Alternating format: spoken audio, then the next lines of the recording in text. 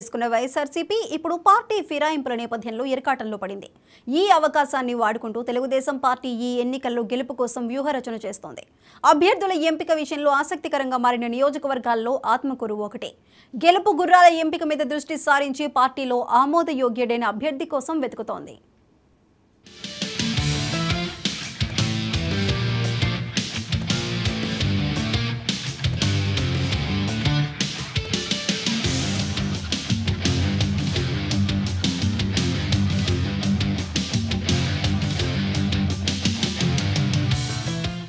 జిల్లాల పునర్వ్యవస్థీకరణ జరిగిన తరువాత కూడా శ్రీ పొట్టి శ్రీరాములు నెల్లూరు జిల్లాలోనే ఉండిపోయిన ఆత్మకూరు నియోజకవర్గంలో తెలుగుదేశం పార్టీ గత 3 ఎన్నికల్లో ఓటమి చవిచూసింది.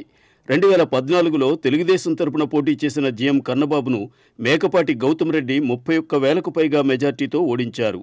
తిరిగి 2019లో అభ్యర్థిని మార్చి బొలిడేని కృష్ణయ్యను పోటీ చేయించి చూసింది. వైసీపీ ప్రభంజనంలోనూ తెలుగుదేశం పార్టీ ఆయన మెజార్టీని 22,000కు తగ్గించగలిగింది. గౌతమ్ రెడ్డి ఆకస్మిక మరణంతో ఉప ఎన్నికలు జరిగినప్పుడు టీడీపీ ఆ ఎన్నికల్లో పోటీ చేయలేదు. సభ్యుడు చనిపోతే ఉప ఎన్నికల్లో పోటీ పెట్టకుండా ఉమ్మడి ఆంధ్రప్రదేశ్లో ఒక అవగాహనకు రాగా తెలుగుదేశం అందుకు కట్టుబడి పోటీ చేయలేదు. ఆ విధంగా గౌతమ్ రెడ్డి సోదరుడు విక్రమరెడ్డి గెలిచారు.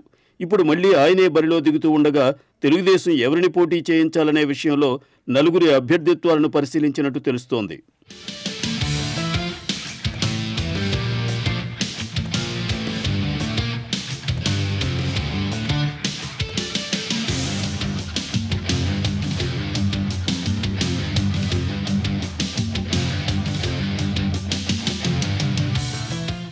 రెండు 2009లో ఇక్కడి నుంచి గెలిచిన ఆనం రామనారాయణ రెడ్డి పేరు మొదట్లో పరిశీలించినా ఆయనకు ఆసక్తి లేనట్టు తెలుస్తోంది.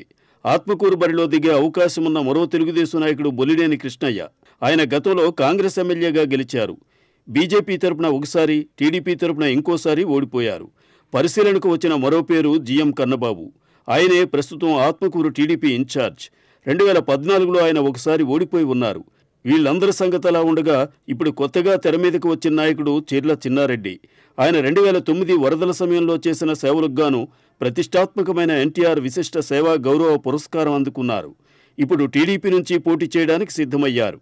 అర్ధబలం ఉండటంతో పాటు పార్టీలో కూడా ఎక్కువ మందికి ఈయన అభ్యర్థిత్వం పట్ల ఆమోదయోగ్యత ఉండటం ప్రధాన అర్హతగా కనిపిస్తోంది.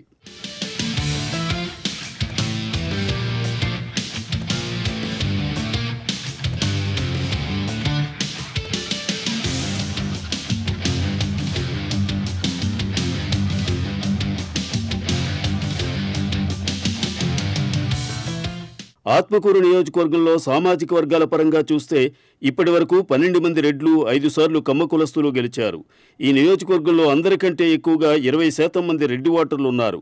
అందుకే రెడ్డిని బరిలో దింపడం ద్వారా గెలిచే అవకాశం ఉన్నదనే కోణంలో తెలుగుదేశం ఆలోచిస్తున్నట్టు తెలుస్తోంది.